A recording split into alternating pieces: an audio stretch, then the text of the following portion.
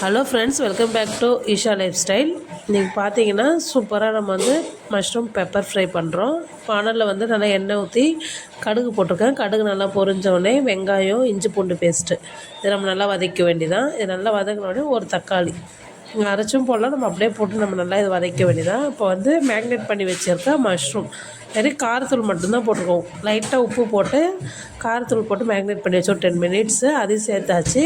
இப்போ வீட்டில் அரைச்ச குழம்பு தூள் 1 ஸ்பூனு, உப்பு தேவையான அளவு உப்பு.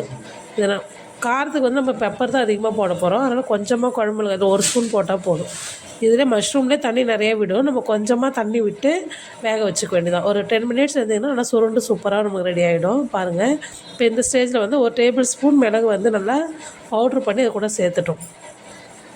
இதான் காரம்.